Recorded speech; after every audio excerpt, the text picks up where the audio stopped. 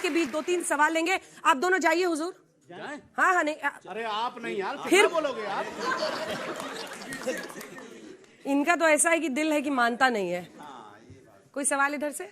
बार बार ये कहा जाता है कि मुसलमान वोट कर रहा है तो वोटिंग परसेंटेज ओवैसी का बढ़ रहा है, या बिहार हो या यूपी हो। ये सवाल इनसे जो ओवैसी की पार्टी के प्रवक्ता बैठे हुए। मेरा मानना यह है कि वोटिंग परसेंटेज कैसे बढ़ा है, सबसे पहले इसको आप समझिए। कौन लोग उनके टिकट पर चुनाव लड़ रहे हैं, मतलब जो जिन लोगों को पौधा बना करके तैयार अखिलेश ने किया है यूपी में, तेजस्वी ने बिहार में किया है, उनको टिकट नहीं मिला तो वो पार्टी बदल के आपकी पार्टी से टिकट ला। शाबाश शाबाश। और फिर मुस्लिम बहुल सीट भी खोजते हैं दूरबीन से ओवैसी जी। इधर से कोई सवाल?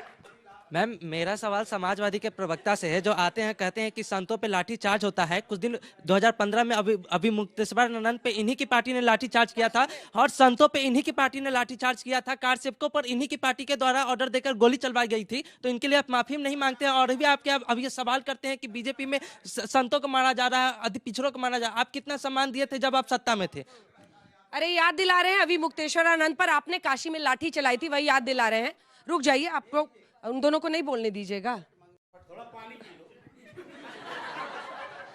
आप ही की टीम वाले कह रहे हैं पानी पी लो। आपके बोलने पे अगर कोई हाथ मारेगा तो फिर तो जहर निकलेगा ही। चलिए, लेकिन आप बोले उससे पहले आप मोहम्मद फैज खान साहब, आपका इस विषय पर बोलने का 2 मिनट का समय शुरू होता है। आप बिस्मिल्लाहिर्रहमानिर्रहीम। भारत माता की। क्या यूपी चुनाव में अखिलेश का मुस्लिम वोट काटेंगे ओवैसी? यानी कि ये मान लिया गया है कि मुसलमान कोई चुनावी फसल है जिसको कभी ओवैसी काटेंगे, जिसको कभी मुलायम सिंह यादव काटेंगे, जिसको कभी समाजवादी या लालू प्रसाद यादव काटेंगे। मैं स्पष्ट बताना चाहता हूं, इन दोनों तीनों पार्टियों को सुन रहा था। We need Muslim leaders not dealers.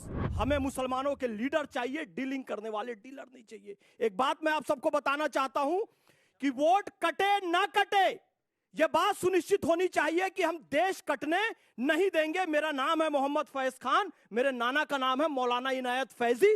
जिस फैजी के नाम से मेरा नाम फैज है, जब पाकिस्तान जाने वाली ट्रेन में उन्हें जबरदस्ती बैठा दिया गया तो वो कूद गए थे कि पाकिस्तान नहीं जाऊंगा, और उन्होंने कोई वसीयत लिखकर नहीं भेजी है कि तुम बेटा वोट बैंक हो समाजवादी पार्टी के या कांग्रेस के या MIM के। ऐसी कोई वसीयत उन्होंने नहीं है कि हम उनके बंधुआ मजदूर हैं, हम वोट देंगे तो अपने विवेक से वोट देंगे, देश के हित में वोट देंगे, किसी पार्टी के लिए हम वोट नहीं देंगे। मैं आप सबको बताना चाहता हूं कि आप विचारधारा को बढ़ाइए, तुष्टीकरण को बंद कीजिए। इस देश में बहुत बड़ा नाम जितेंद्र आह्वान का था, जो इफ्तार पार्टी के लिए जाने जाते थे, जो गाजा और फिलिस्तीन के समर्थन के लिए जाने जाते थे। लेकिन एक सांप्रदायिक पार्टी आ गई तो आज मुंबई में उनको श्वान बनाकर मारने की बात कही जा रही है। यही हाल बंगाल में अधीर रंजन चौधरी का हुआ, और सत्य कहूंगा यही हाल समाजवादी पार्टी का भी होगा यदि ये तुष्टीकरण की राजनीति करना नहीं छोड़ेंगे।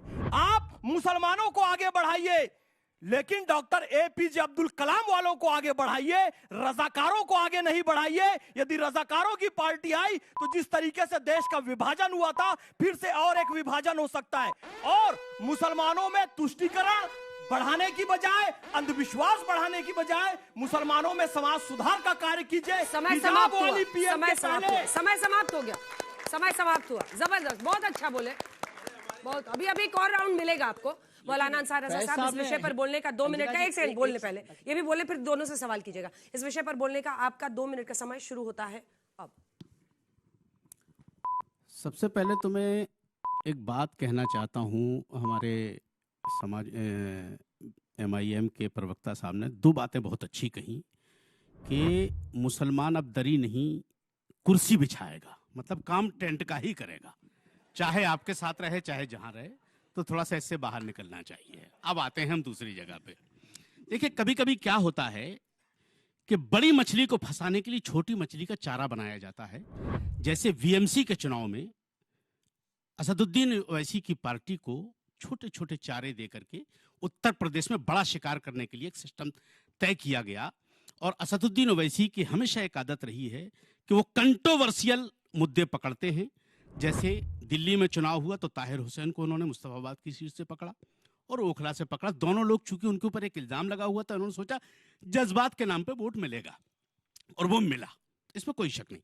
बंबई में जो बीएमसी का चुनाव हुआ है उसमें भी वो लोग जो सालों से मेहनत करते चले आ रहे हैं, जिनको पता ही नहीं था कि ओवैसी की पार्टी क्या होती है, उन्होंने मेहनत की, इन्होंने उनको टिकट देकर के अब ये जीत गए। अब आ गए ये इधर। देखिए, मैं एक बात कहना चाहता हूं, असदुद्दीन ओवैसी साहब अगर मेरी बात सुन रहे हो, उनके प्रवक्ता साहब यहां बैठे हैं, कि देश अब दूसरा जिन्ना बर्दाश्त करने वाला नहीं है।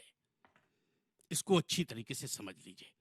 अब हम भारत को किसी तरीके से अब बंटने नहीं देंगे। अब के जो फैसला होगा वो यहीं पर होगा। हमसे अब दूसरी हिजरत नहीं होने वाली।